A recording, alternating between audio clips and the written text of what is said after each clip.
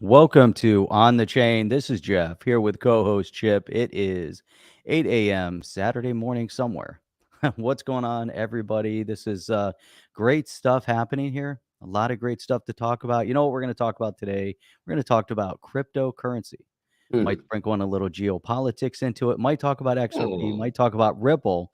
Might even reference Ripple's B2B payment solutions, ODL blowing up all over the place, and the SEC losing their narrative. So we're going to talk about that a lot more. Today's show brought to you by Badass Yetis. Chip, you ready to kick this thing off? Let's go. Welcome to On the Chain. Welcome on the Jeff, a lot of stuff to talk about. Guys, drop where you're from. If you're watching it on the rewatch, go ahead and drop it in the comments. But let's get started here. Let's find out where everyone's coming in from. I wanted to start this off today with Michael just Murphy a coming in little from Oregon. Oregon. Where's your mic? What's that? Where's your microphone? What do you mean? Microphone check. You don't hear my mic? No, I hear you. Okay. I got to turn my volume up. Yeah, it's you guys should hear me fine. You guys hear me fine? It should be all right. I got good levels over here. I have And good levels. And for Norseman, just in case Norseman comes into the show, just want to let him know that this is pre-recorded. Just in case. Always want to give a let everybody know that today's show is pre-recorded. This is funny, Jeff. I mean, I thought we'd start the show off just with a little bit of fun because Crypto already tweeted this out, and I've watched it so many times, and it's just the most embarrassing thing I've seen in a long time. But this is this happened this week. There was a big hoo-ha going on, and they got Japan, and this is none other than Treasury Secretary Yellen, along with the Fed Chairman Jerome Powell. He's on the left, and he's on the Is that right. at the retirement party? What's going on here? So watch this, Jeff. Like, we don't even need sound. Like, I'll hear the sound and probably be in my ears. It's just like, background noise. But look at them. They're just sitting there, and she starts waving, and he's sitting there, and he's like, "Oh, am I supposed to wave? Oh, I'm supposed to wave too. Hi, everybody." My God. That's Dude, one that's of the brutal. Oh, there we go. What are they? G7 Japan. There it is right there. And it's just like they stuck them on the end. It's like a retirement village. It's so embarrassing. And she did the right thing. She said, "No comment, Jeff." She doesn't have to comment, but I'm going to comment. Look at this right here. This is just, this is where we're at, Jeff. This is how where we are. Jack from Phoenix got his shows mixed up. What show did you think you were watching? On the Chain. You got the show right. I don't know what Yeah, you got the show right. I don't know. Okay, I mean, come on, man. Let's not. All right, man. So we got On the chain. Got a lot of people bouncing in from all over the place. Got everyone all over the world. Virginia Beach, Denmark. Good stuff. Good stuff. Let's jump into some cool stories. Ryan said that must have been Gary's parents there. Could have been, yeah. I don't know. Gary's pretty up there as well. So he teased this in the open, but Ripple's payment partner, Tranglo, celebrates $1 billion in on-demand liquidity volume. They surpassed that's a big number. That's a really big number. It's a decent number, right? The 1 billion transaction volume for its on-demand liquidity, cross-border payment processing hub Tranglo. What did they get it wrong? What did I say? Trianglo. What am I saying? Tranglo. Trianglo. It's Tranglo. They got it wrong. They got it wrong. I was like, what is triangle? Is it Trianglo or is it Tranglo? It's Tranglo. Tranglo, this is the correct spelling here. They just apparently have a massive typo in the header. Headers. Who needs them? And yeah, according to a Tranglo tweet, the firm revitalized. Here, let's go to read the tweet. It says Tranglo has revitalized volume in key corridors, processing over 1 billion USD in ODL transactions over the partnership with Ripple since 2021. Find out how and why partnership can minimize cross-border payment challenges. And there you have it right there. 1 year after Ripple acquired a 40% stake in Tranglo, the later integrated into Ripple ODL service in the payment corridors follows a successful pilot ODL deployment in September 21 with recorded over 250,000 volumes. worth over 48 million processed, all within the first 100 days. And then when Ripple bought the stake in the Asian fintech firm, the partnership aimed to help Brad Gallinghouse firm meet the increased customer demand in the Asian region. So there you go. Leaving out some of the important things. No, that's really great. You know what we're seeing is global development, which is something that we reference on the show all the time. That this isn't U.S. centric. The technology is impacting the entire world. One of the reasons why so many people are passionate, about blockchain, people are so passionate about XRP and the XRPL, is because what it can do for B2B payments, what it can do to expand cross-border payments, and we've seen multiple projects built in and around the space, not all of them using the XRPL. But Chip, one of the things that we've come to realize and understand is that what Ripple has been able to accomplish with the XRPL is drastically different from a technology perspective than anything else out there. And you and I had looked at some other platforms. But what's interesting, and we look at the ODL, obviously something that was put in place by Ripple, but it really isn't necessarily possible on other platforms the way it's set up, because one of the unique components of the XRPL is the fact that it has a built-in inherent FX exchange. And that's everything. And that's, if we're looking at payments, we're looking at moving money. If you're going to use the best solution, why not have the technology already baked into it? Yeah. Other solutions, Chip, are trying to piece things together. The XRPL is just clean right out of the box. Yeah, and it's been around for a long time, since 2012. So it's got a little bit of history behind it. Seems A little bit. We're still early days, but I wanted to. So Travelex Bank, China Bank, and QNB taps Ripple's ODL service. So far, Ripple's ODL service has been several recognitions in several regions after launching the first ODL in Japan. And Jeff, to your point, we're starting to see a lot more traction pretty much everywhere except for the U.S. for obvious reasons when it comes to the clarity that we're missing here. We're missing quite the bit of There's zero leadership going on here. I mean, there is in the crypto space, but not with the legislators, there's some trying to make a difference, but again, a little bit of an uphill battle. And then Travelex Bank was identified as the first bank to get registered and approved from the Central Bank of Brazil to run a foreign exchange. Also, there you have milestones happening. The first this, the first that, first one to hit $1 billion. And, it's just all these phenomenal milestones coming together. And China Bank also with what is it? Qatar National Bank, QNB, integrated into Ripple ODL for remittance. And what's missing from this, Jeff? Any U.S. firms. There's nothing to talk about with any U.S. firms that are doing this. We're talking about Qatar, we're talking about Central Bank of Brazil, and we're talking about Japan. Which it's interesting given some of the news that has been dropping over the past weeks, months, whatever, when it references BRICS. The other day, Russia came out and said that they want to move their money. They want to finalize transaction in yuan. India is not 100% on board with that. But the BRICS is trying to put together their own currency to settle to settle cross-border transactions. Man, I feel like the desire globally to seamlessly move money is greater than what it is here in the U.S. at this point due to politics.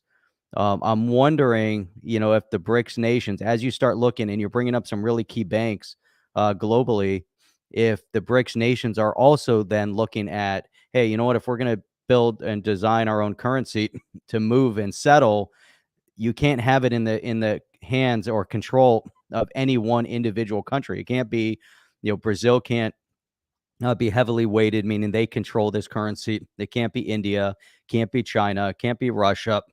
It's not going to be South Africa, meaning that maybe they're going to look towards a platform like a Ripple to say, hey, you know what, maybe there's something there. One of the points that Ripple even brings up outside of what we're talking are the establishing the foundation of CBDCs, or establishing the foundation of allowing these private uh, private assets.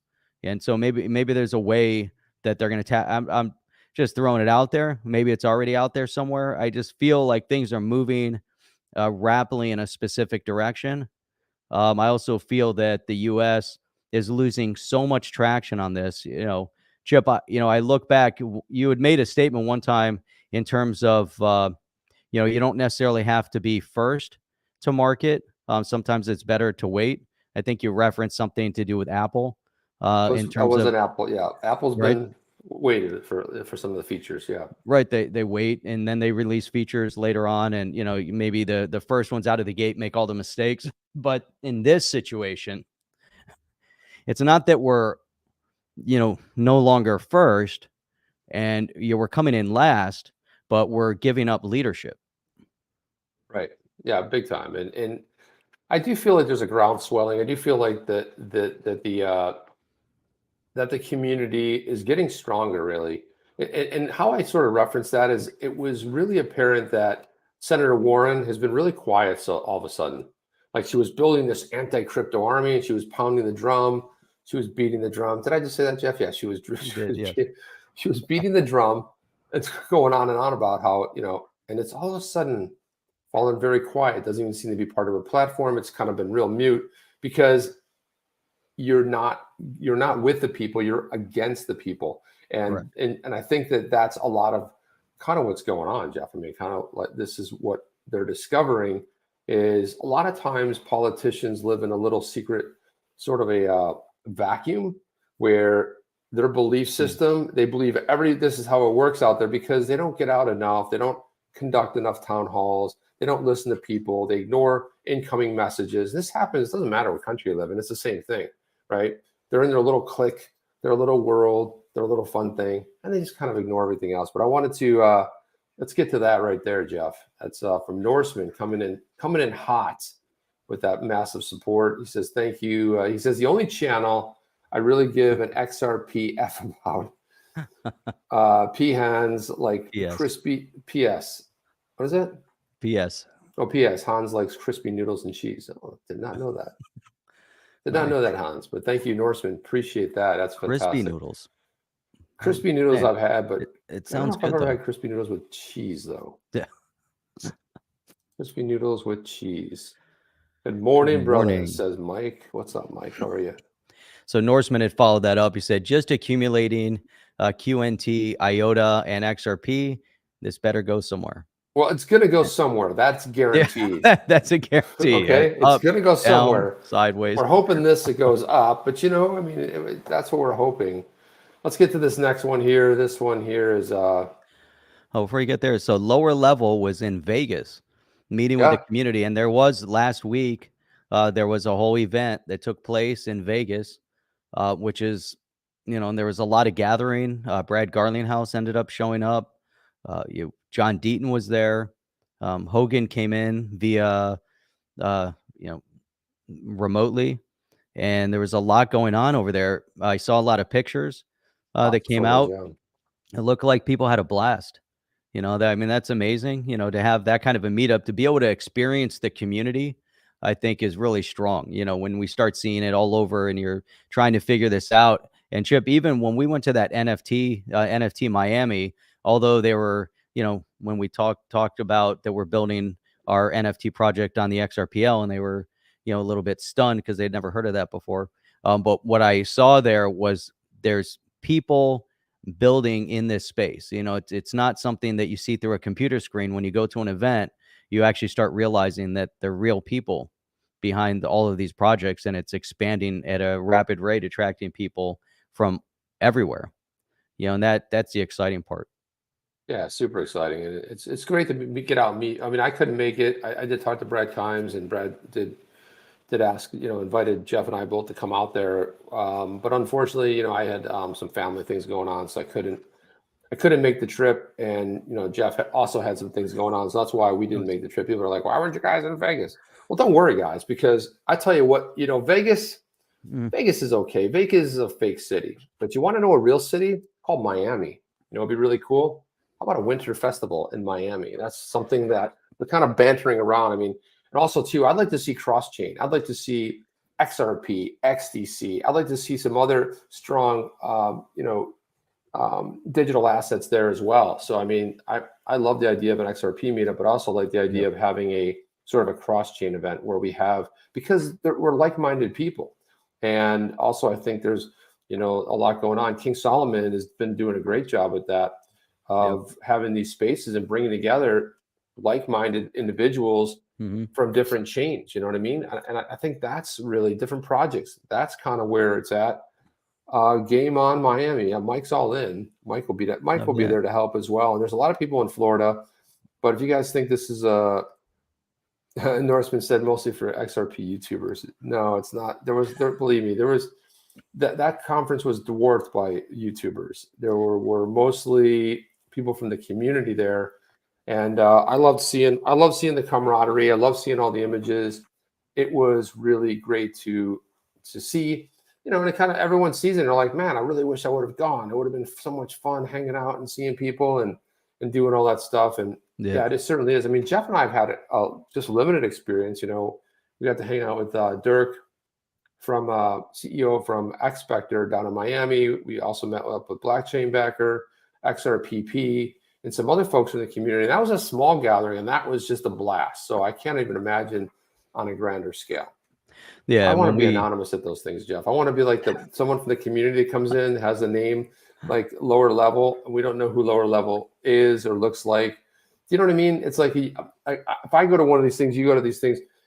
People watch YouTube. They might like, oh, they know. I just want to go and just like be. That was the cool thing about XRP Miami.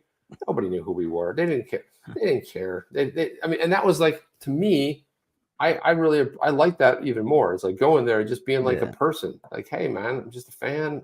I want to be there and enjoy stuff. No, similar to that one event that we did, that we helped stream live when Matt Hamilton was there, and the mushrooms, with X Room. We had Jebsy was there from X Room, and that Yep. was cool. But that was because that was before he launched it, and Jebsy just sold his out. He sold out his 10,000 X Rooms. What an accomplishment, guys! And I think it just sold out maybe 2 weeks ago, and we were there at the beginning. Yeah. And he came on the show and he gave us one, and he gifted us one, and I love mine. I mean, It's very cool. I love the project. I think it's so creative, and it just has a really cool look. And now they're selling on the secondary market, and also too, Jeff, we have something here to announce. Talk about NFTs.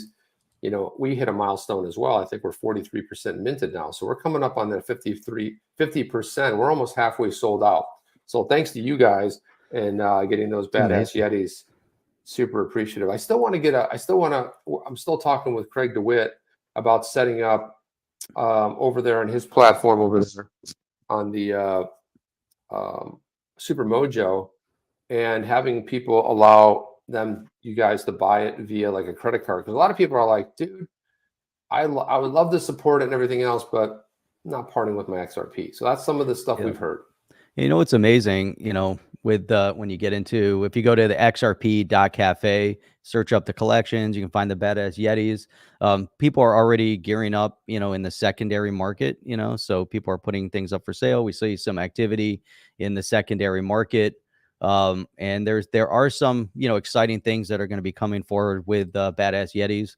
So stay tuned with that. We're working on some really interesting, things. Some of it is going to be, off chain. It's going to be real world stuff. And so we're working on that right now. It's in play, and hopefully we'll get that together here in the near future and report back on that. That's going to be super exciting. But we've been, really, Chip, I want to give a quick shout out to XRP.cafe, and Jebsy is a part of XRP.cafe. Yep. But the project, the platform that they've put together is outstanding. But I want to give another shout out to those guys that are behind it and all of the help and support they gave us when we were going through the setup process.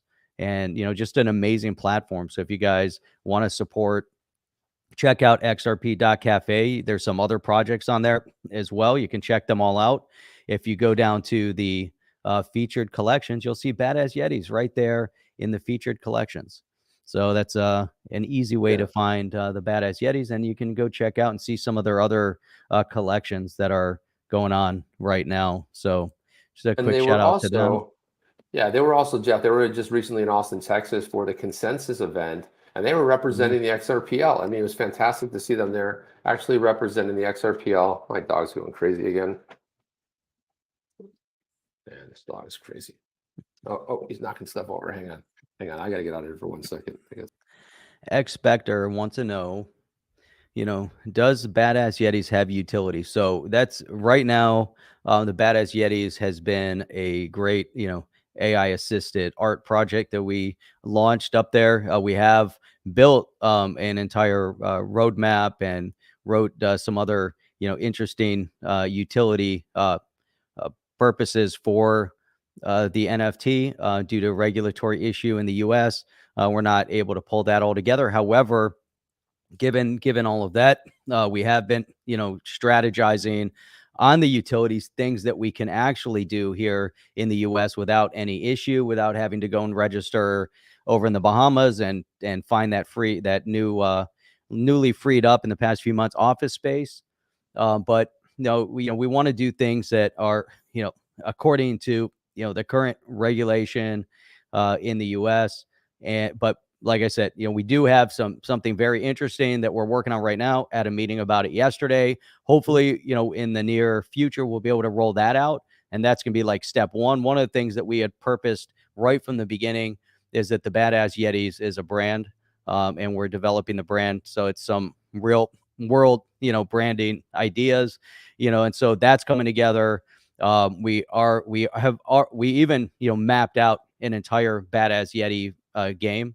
I don't know, if that's going to come together, how long that would take to come together, and all the different, components of that, which would be really, really amazing. So little by little, we'll be able to, introduce some of our key, points on it.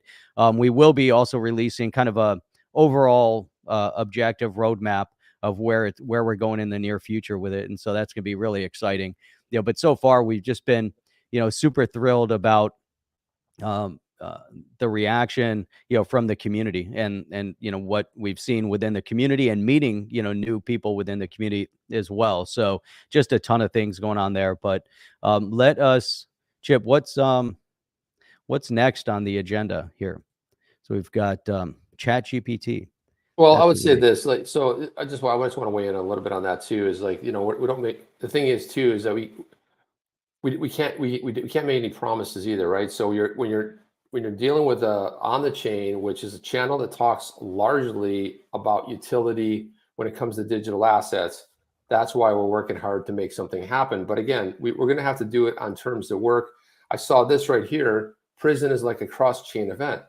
Yeah, it is like a cross-chain event. And this is one of the things Jeff and I are trying to avoid, right? I said no court and no prison. And so we can't even make the promise of the fact that, hey, we've done that. We've listened.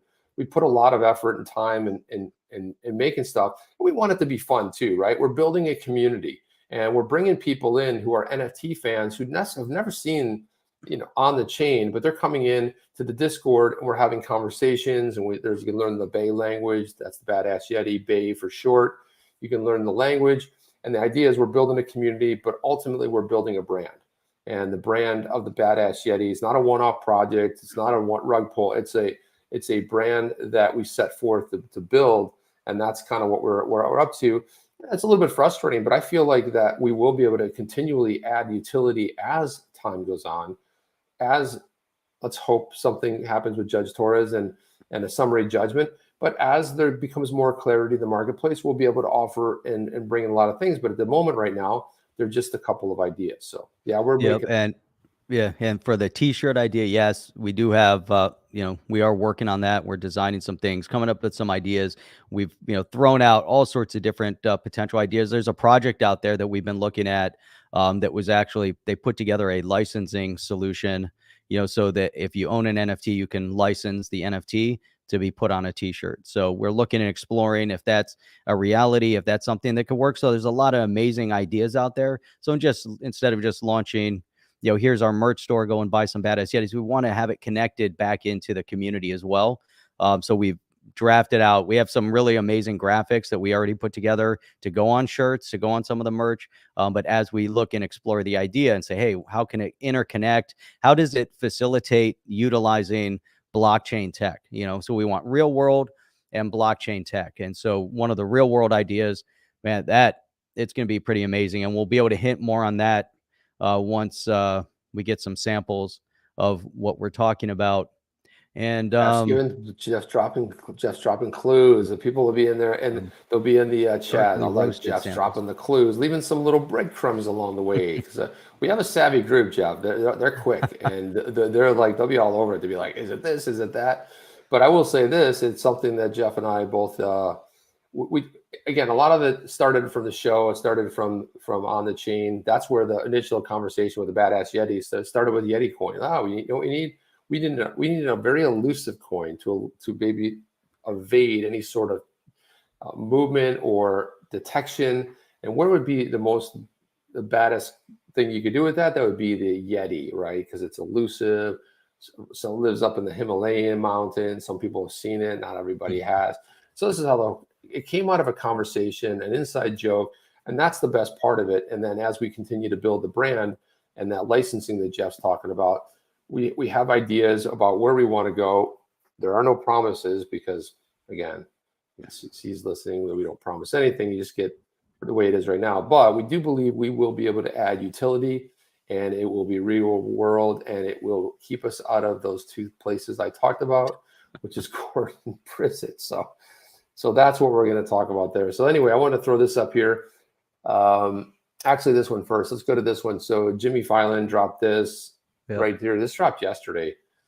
So in the library case, the SEC filed a supplemental brief on remedies requesting a civil penalty of $111,614 and for the court to enjoin library from violating Section 5 of the Securities Act. And Section 5 is a secondary market, I believe, Jeff. And here it is right here. This is ridiculous. I mean, the SEC is out of control, Jeff. They're just out of control. I mean, does anybody over there have a brain except for Hester Purse? And I don't know what happened to that. But I just, I want to look at, each of these, points and see the direction that things are moving in. We're so close. I believe that the past couple of years had to happen. People have to be shown how great things were and how bad things can be. And I believe, and that ties back to the pendulum swinging. It goes back to the animosity towards your financial independence, the animosity towards your financial success, the division and disparity that they promote of economic classes. If you're struggling, then it's not your fault. It's somebody else's fault. They want to take away personal responsibility. They've done a phenomenal job of that. But at the end of the day, you know what people really want? People want to achieve. People want to succeed. People want the dream. They want to live the dream. They don't want to be told what their dream should be, which is one of the reasons for years and years and years, people fled their countries to come to this great land of opportunity in the United States. And they're trying to change that format and that theme, and people don't like it. And this is just across the board, and that's where I'll always, Chip, point back to, the importance, the significance of blockchain tech, but more importantly, the cryptocurrency tech and the DeFi. And that is representative of putting the power back into the hands of the people where it belongs. It's a global struggle. It's a global battle. We have powers that be that are trying to fight back and resist to the direction that is best for people at large all over the world. And it becomes, it's a global phenomenon. We feel it here in the US because we're feeling our freedoms. They're trying to destroy them, and they're trying to yank them away from us, step by step. Chip, the one thing that differentiates us from every other country in the world that people want and they crave, and the reason why they come here, is our Constitution. And there's, two, critical amendments to our Constitution Number one is the freedom of speech, and number two is the right to bear arms. And those two things is the foundation of why this country is so amazing. And those freedoms should allow you to your freedom of earning potential, your freedom of creating anything. People come here with nothing. How many people's families, came here over the years, if you're first generation or second generation in the US, or if you've come here brand new and you see the opportunity and you've created something out of nothing, coming here with nothing. You can't achieve that in most other countries. Chip, this is the unique place. And people want that. It has to happen. The US has to maintain leadership role in this amazing, financial asset class. And it's going to happen. It's all going to happen in the next couple of years. Yeah, and it was so funny, Jeff. You were, while you were talking about the constitutional amendments and everything, I wanted to pull this up because I'd seen this in passing. So I saw Elon Musk had tweeted this out. He sent this up here. He said, this is explaining constitutional amendments. The First Amendment is for sharing memes with friends. The Second Amendment is for when they try to stop me from sharing memes from friends. So the First Amendment. The First Amendment is free speech, right? That's the right free speech. The Second Amendment is for when they try to stop me from sharing those memes, which is the right to bear arms. And I thought it's a funny way. It's a funny way to laugh about it and explain it. But there you go. I thought you reminded me of that. And if people are bringing this up, I don't know where this is going. But the whole thing with Elon Musk picking that CEO. I really want to know what direction that is meant to be, because Elon Musk doesn't just, pull people out of a hat to lead companies. Well, I will say this, Jeff. In that. If anything, I can understand the association with running the over there at NBC, running the ad network and doing a phenomenal job with that, bringing in big time advertisers. And of course, a lot of advertisers dropped off Twitter, but that's where you assign somebody like that to the advertising division and run the advertising division at Twitter. You don't make that person the CEO. And somebody whose views, which I largely oppose, and I'm okay. A lot of my friends, Jeff, we don't get into politics because we don't agree on them, and that's fine. But when it comes to the way an organization functions, I think that has to be a core tenet. And he's like, look, I didn't spend $44 billion on a company to then go ahead and watch and to watch free speech go away, but maybe it erodes over time. I still think he's going to keep close watch. I think what he's trying to do is bring money in, make it profitable. Yep. Then there was somebody else that put a tweet out and said all of the people that she actually follows, which is bizarre because it's people that you wouldn't think that, given her mindset, given where she was on the promoting the this and then this, promoting that kind of stuff and silliness. We'll have to see where this goes. One of the things, the tweet I put out was that this is going to be an absolute thrilling ride to see. Elon Musk said, we're going to have a spaces. And I'm like, every time he put that in the tweet, destroyed in the comments, absolutely destroyed and pummeled. There's like one good comment for 99 bad ones. So it's like, everyone's coming in pretty hot, like, hey, not a good move. And I'm like, yeah, we'll go ahead and have a spaces and bring real people in to ask real questions. And let's find out why you have some kind of a chair post on the WEF, which is an absolute, to me, a terrorist organization with unelected people who have nothing to do and have nothing to say and should shut up and sit down and sit back in the corner. WEF is a completely useless organization, which is trying to basically shove its horrible mandates down everyone's throat. It's like, listen, let us govern our own countries. Let us govern our own lands. We don't need you butting in with your ridiculous stuff about eating bugs and owning nothing and being happy and the Great Reset and where we're going to have this, the Green New Deal and all this stuff. That's great, but we don't want it. And you know what always works? It's the market economy, right? If there's demand, it will work. And if there's not demand, it won't work. That's kind of how it goes. And we've got some stories about that as well. But also Attorney Bill Morgan said it beautifully here. He said, when talking about the SEC overreach with library, he said millions of dollars spent for a fine of $111,000 and a company financially ruined. That helps the world. It doesn't help at all, Jeff. And then he went on to say that someone said, hey, plus a bunch of young people lost their jobs. And he said, I didn't want to go there because I would have said things I would regret, which may have caused my account to be suspended. So you're showing some restraint because was worried about like going off, right? But that feeling of being protected by an agency looking out for you is priceless, according to Mellotron Crypto. Bill Morgan says, yeah, libraries, LBC, which is the library token, is still being sold on exchanges, but at least Americans feel protected from that little nasty security that even the judge and the SEC attorneys conceded has utility. And the funny thing is Jeff and I have been acquiring LBC token because on the chain has been since we interviewed CEO Kaufman. We've been over there on the platform acquiring LBC tokens, not really paying a lot of mind to it, but yeah, acquiring tokens. It has utility on the platform. And then Mellotron says, well, that helps me sleep at night. So there you are. And I wanted to get into some other items here. What time is it, Jeff? 35. Let's do a time check. Stuart Alderati weighed into this, Jeff. You want to take this tweet here? I'm going to throw it up there. But I want you to weigh in on this tweet, kind of give your Jeff perspective on it. Let me throw this up. But read this tweet and let's give some perspective on this puppy. So let's see what he has to say here. So this is coming from Stu Alderati, which is attorney over, for Ripple. For this SEC chair, the judicial process is a weapon to be wielded, and congressional oversight is a game of hide and seek. This isn't a crypto problem.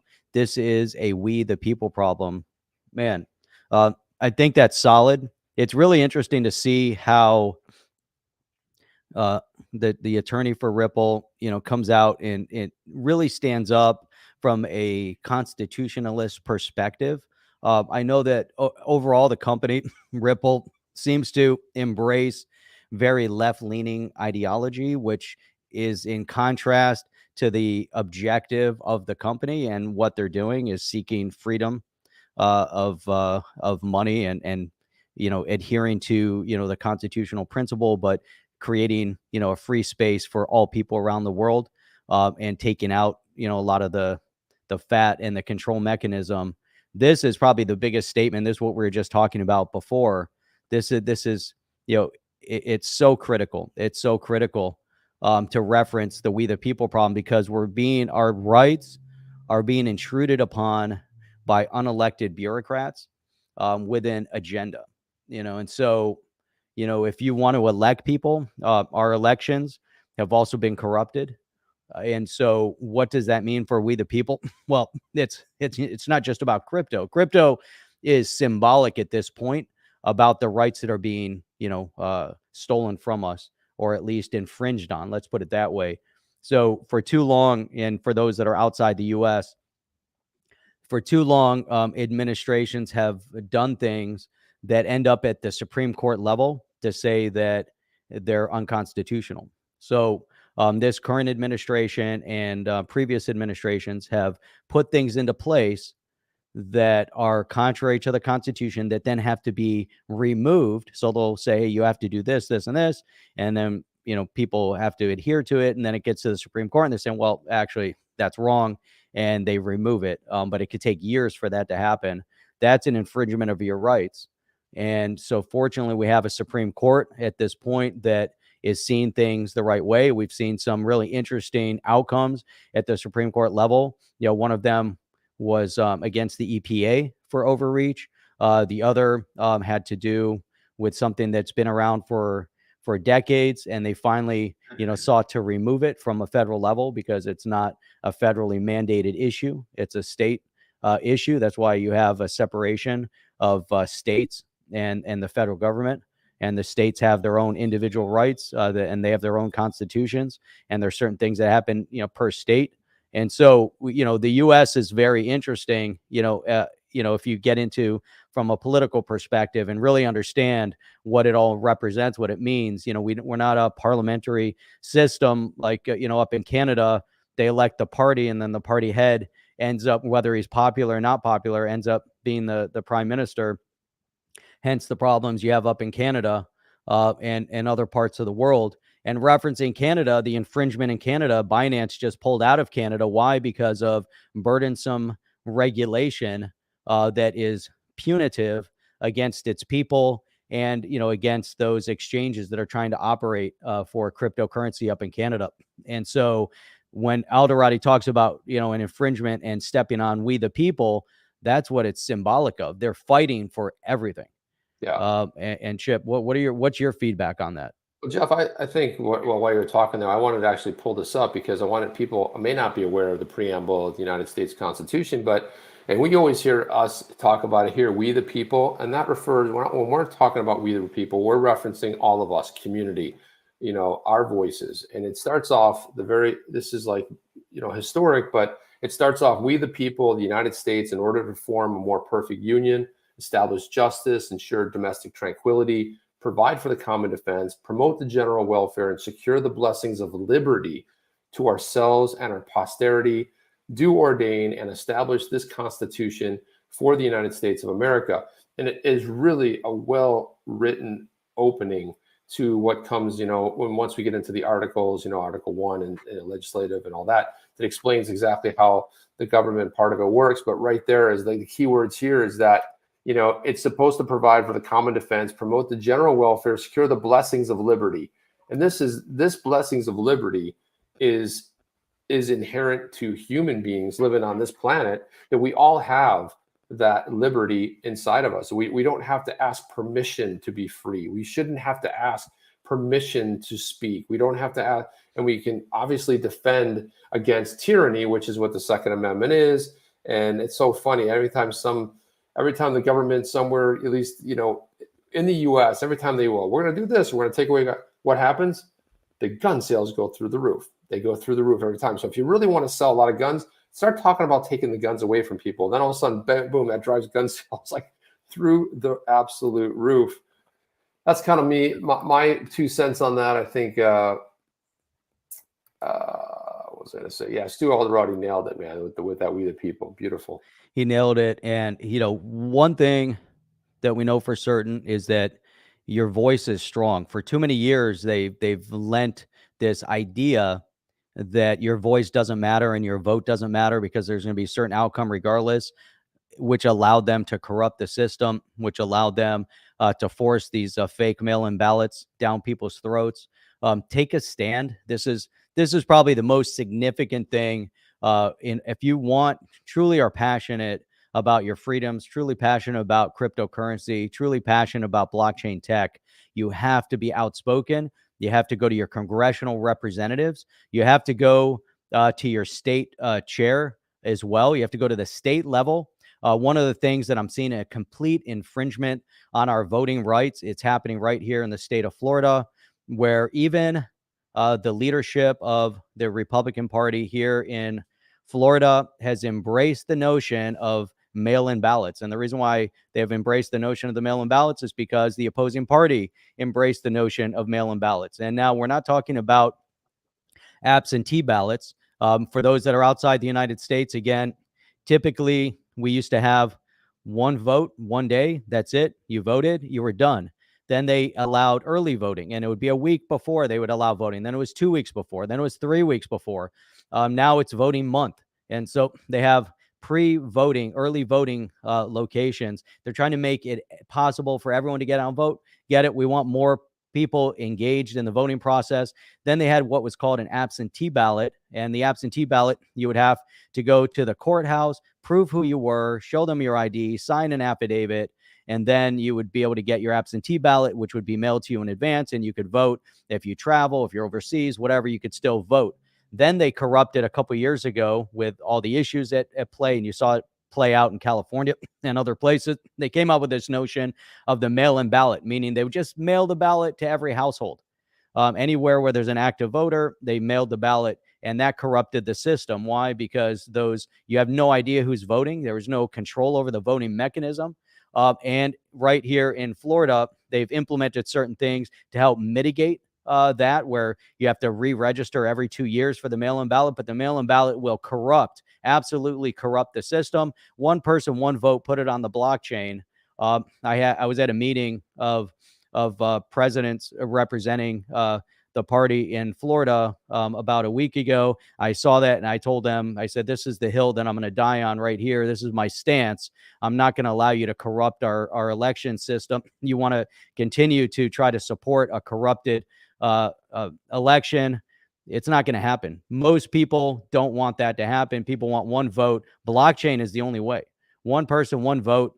Sign in, register, biometric, whatever it's going to be. We have to remove this notion that, you can just have these mail-in ballots. It's a corruption. And right. How do you have voter that's how ID we protect our freedoms. Right. We have voter ID. So you show up like I did one time when I was I showed up to, I didn't have my proof of ID on me. They wouldn't let me vote. That's the way it should be. You have to, because anybody can go to like just bounce around different voting places and vote 16 times. I mean, you have to have some kind of controls and mechanisms, right? You have a right to vote, but you also have a right to who you are and everything else. And another thing happening in the state of Florida, this is a symbolic sort of gesture, but again, it does send a strong message that Florida Governor Ron DeSantis officially banned CBDC in the state, and he went on to say, we want to protect your financial independence and your financial privacy.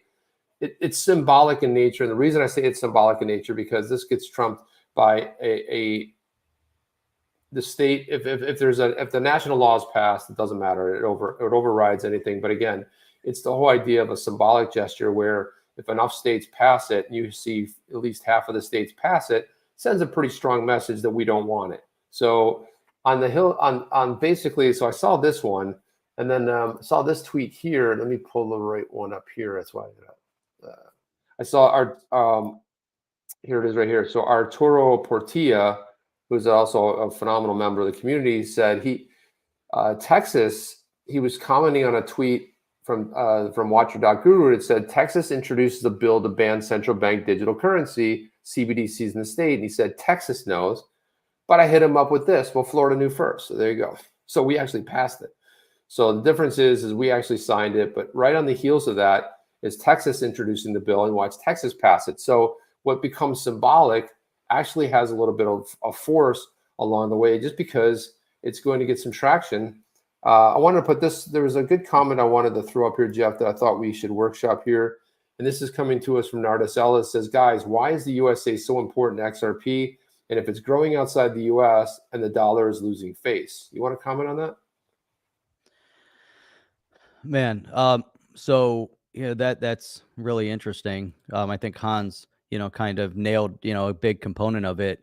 He said, because I think it's, because the U.S. is among the biggest economy, financial markets, trading volumes, et cetera. And it does come down to that. It comes down to the fact that the dollar has been the reserve currency. It comes down to the fact that that there's huge volumes of trade coming from the U.S. There's huge volume of consumption coming from the U.S. And so the U.S. is very critical to the overall. Now, does that mean that it can't grow without the U.S.? I believe that it can. But if you want to see, full global impact, you have a lot of banana republics, around the world that have just not been able to have not been able to properly manage their own financial houses.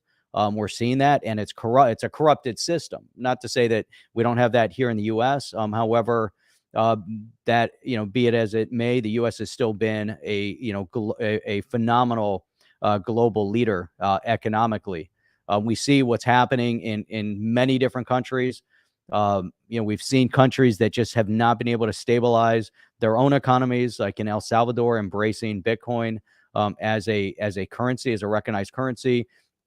Last time we talked about the catastrophe that's going on in Lebanon, and their currency has melted down. We saw a meltdown in Venezuela. We see the BRICS nations led by corrupted, more totalitarian focused regimes like in China and Russia, trying to corrupt the economic sphere. And so the U.S. is critical from a freedom perspective, from an economic perspective. The U.S. is a powerhouse. It's been recognized that way. It is that way. Doesn't matter how anyone feels one way or the other about what happens from military conflict standings or involvement. It is. that you can't dispute that fact. So that's why the U.S. is so critical. That's my Yeah. 2 cents. Chip, what are your Jeff, thoughts on that?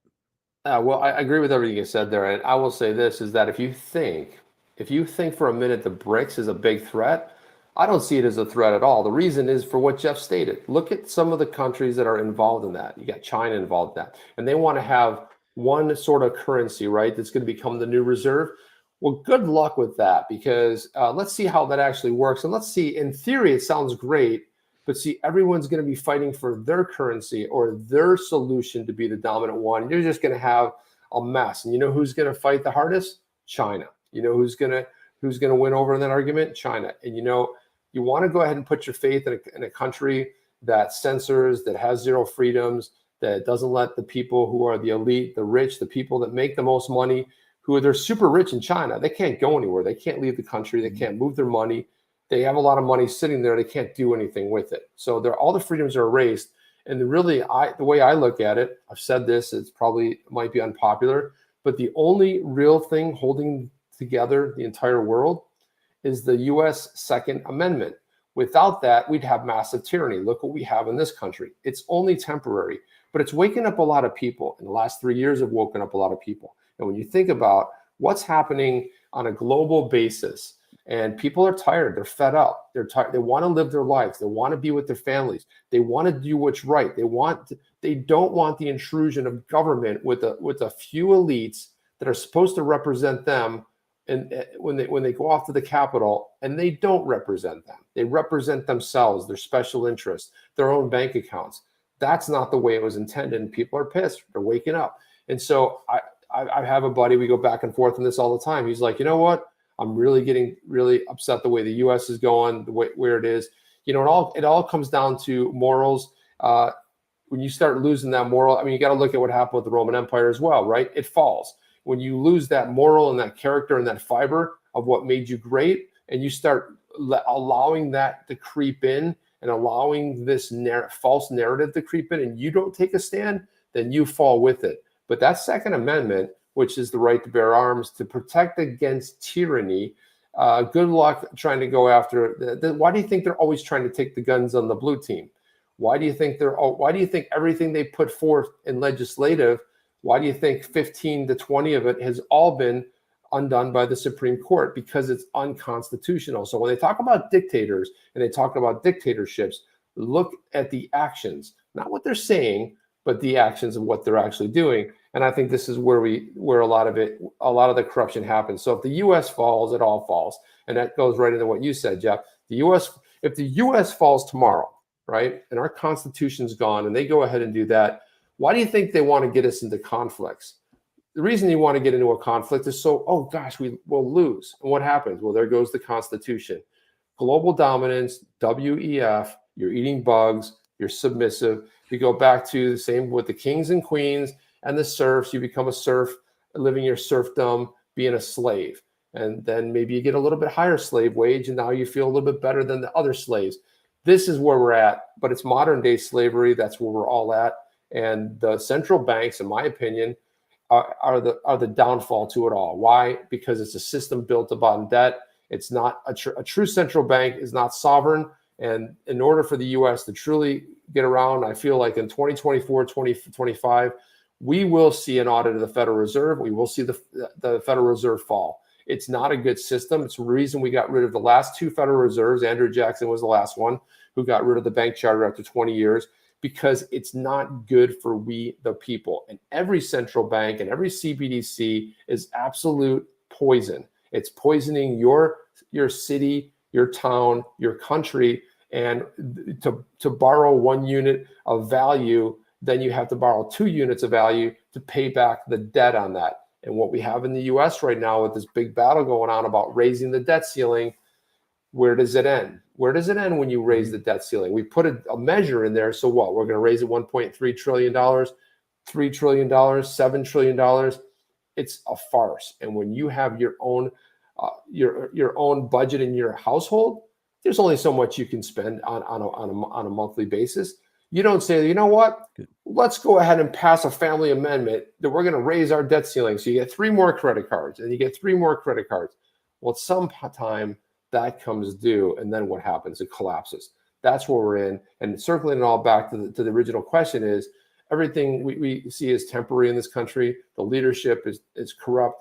Every single government post is corrupt. They put people in there for the wrong reasons, not because they have any ability or thought about they can handle the job. They do it for other reasons, which are not serving we the people.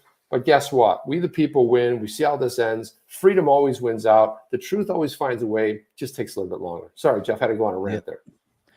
That's a good rant. I did want to put this up because it kind of falls in place. And this is something that I've said for years and years, regarding China.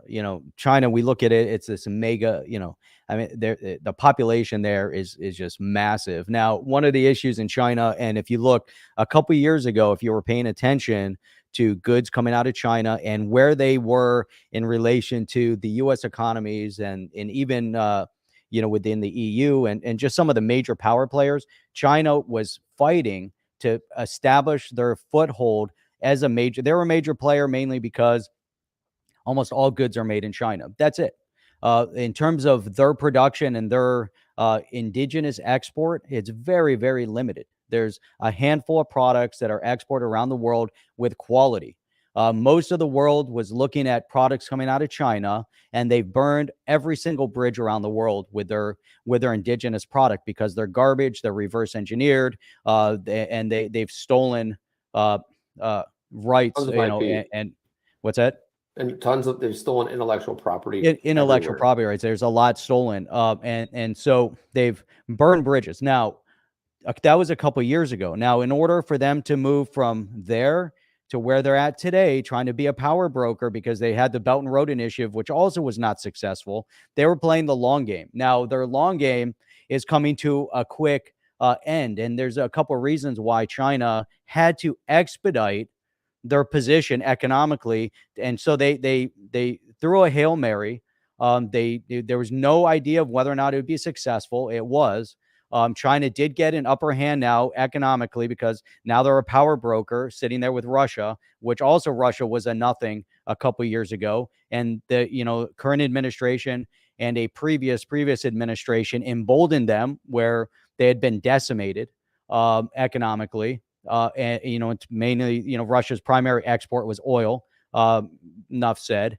Now Patrick Bet-David brought a really, really critical point on China. Now, again, this is exactly why, China has an issue. Now, Patrick Bet-David pointed this out. They have multiple issues they're dealing with.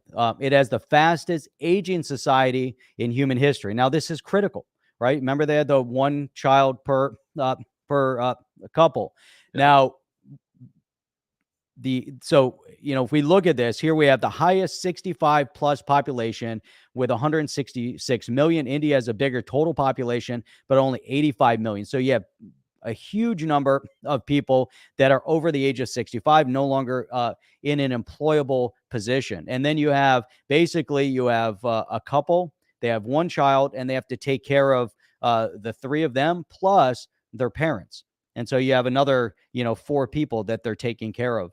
And so you have a major, major issue here. In 2020, they begrudgingly admitted they had overcounted young population by about 100 million, a negative net migration rate for 70 continuous years. Majority of their economy is dependent on imports and consumption. It's important to stay paranoid, but things are not looking too good for China. Now, this is just like a microcosm of the issues that China's facing. But the biggest part is they really don't have an export product. They don't. Now, indigenously, they make some interesting product. They're flooding the airwaves right now with their garbage. We're seeing it, the cheap products that are popping up on ads on YouTube. They're popping up on Facebook, not just Alibaba. There's other stuff. They're trying to sell products for $1, $2. You're like, oh my God, I can get shoes for $2 or whatever. They're flooding the airwaves with that because they're trying to make sure that they're establishing that foothold. That, and it was the past couple of years that allowed them to do it. But that's where BRICS, Chip, when we brought that up, nobody wants their currency. You think people want a Russian Chinese currency to compete for trade volume and be the reserve currency? That's bullshit. It's not going to happen. They're going to fight for it. and it's going to be an interesting battle. But this is where it comes back. Why is the U.S. important to XRP? Why is the U.S. important overall? That's why. That's the counterbalance. Boom! Boom! There you go, Jeff. That was a good one. Yeah. Boy, we got some rants today. It's like one question just starts us off on a little bit of a journey there, and that's how it happens. But we always appreciate the comments and all the questions and everything. And it's so funny because there goes the time. We had a lot of stuff to talk about. We never really get to it. But what's great about doing this live show is you guys make it interesting because you guys guide the show. And Jeff says one thing, we pull something else up, and that's kind of how it goes. Every show is a little bit different on the format side, so it's always that. But I want to thank all you guys for coming in here and voicing your opinions and making them heard. And, there's also some counter stuff in here as well, which, again, better to have that dialogue, better to have the discord than to shut people down. Let the voices be heard. Let some real debate happen. You don't agree with something I said or Jeff said? Tell us in the comments.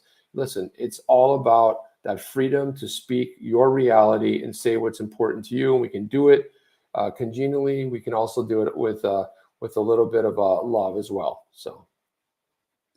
Zober nailed it. Sums it up. Freedom matters. Mike, Marath, what a killer show. Jeff and Chip, thank you. Man, it's a pleasure. We appreciate it. Like Chip said, you guys are the best and the brightest in all of the YouTube crypto space. That's why it's such a pleasure to gather here with you guys early Saturday mornings at 8 a.m., Sunday at 8 p.m. Eastern Standard Time, and Wednesday at 8 p.m. Eastern Standard Time. You guys are outstanding. That's all we got, Chip. All we got, guys. We'll see you guys tomorrow night. Be here tomorrow night where we'll have another show ready to go, ready to plan, and ready to go off course as usual. So that's how it happens. This is a good one, Jim D. Freedom is just a word meaning nothing left to lose. Now look at that cool, badass Pathfinder Yeti. Jim D, every time I see that, I just love that little Pathfinder badass Yeti. There are 2 sales. I don't know if it was you guys, but there were 2 sales during the broadcast. So sometimes I don't know if it was one of you guys. I appreciate it, guys, gals. I mean, let's be respectful here. But that's all we have, guys. We'll see you on the next one. Chip and Jeff. See you guys. Are you down with OTC? Please like, subscribe, and click the bell to be notified when the next video drops.